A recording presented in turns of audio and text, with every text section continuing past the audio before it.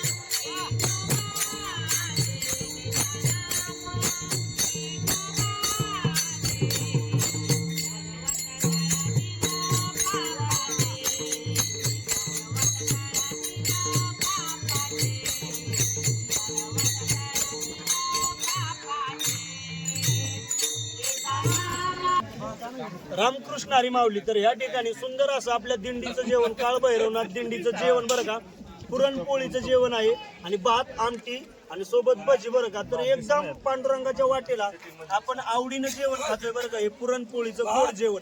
तर सर्व रसिक मायबापांना पुन्हा एकदा सांगतो की रामकृष्ण हरी आणि या जेवाय बरं का पुरणपोळीचं गोड जेवण. खूप खूप धन्यवाद. रामकृष्ण हरी. रामकृष्ण हरी अध्यक्षाला द्या पाहत. रामकृष्ण हरी. हा बस आपण ताटामध्ये भरपूर भजी घेतले होते, कसे काय एवढे घेऊन बाकीच्यांना जेवायचं होतं?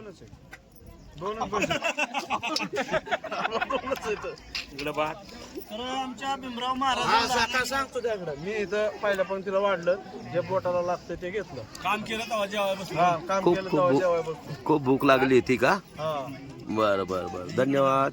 कशी काय वारी झाली तुमची देऊ ते पंढरपूर? एकदम छान. रामकृष्ण हरी. आता ज्यांच्या बरोबर तुम्ही बोलला का नाही त्यांनी 17 भजी खाल्ल्यात. भजी खायचं कारण काय की आपल्या आचार्य महाराज यांनी खूप खूप छान आणि सुंदर असं स्वयंपाक केल्यामुळं कार्यकर्त्यांना एकदम आवडल्या कारणाने त्यांचा उत्साह आवरला नाही भजी जास्त खाण्याचा. त्यासाठी त्यांनी त्याचा उपयोग करून घेतलाय, त्याचा स्वाद घेतलाय. सांगा बरं तुम्ही ही पंढरीची वाट किती आनंदाने हसून खेळू नये बरं का. आता उद्या घरी जायचं याचं खूप मोठं दुःख होतंय बरं का, परंतु विठ्ठलाची भेट अशीच जन्मोजन्मी व्हावी आणि दरवर्षी व्हावी हीच माझी विठ्ठलाची प्रार्थना बरं का. आणि उद्या आता घरी निघायचं, पांडुरंगाची भेट झाली तर ह्या ठिकाणी थांबतो. आणि आजचा व्हिडिओ कसा वाटला कमेंटमध्ये नक्की सांगा बरं का. आणि रामकृष्ण हरी लिहायला मात्र विसरू नका. धन्यवाद.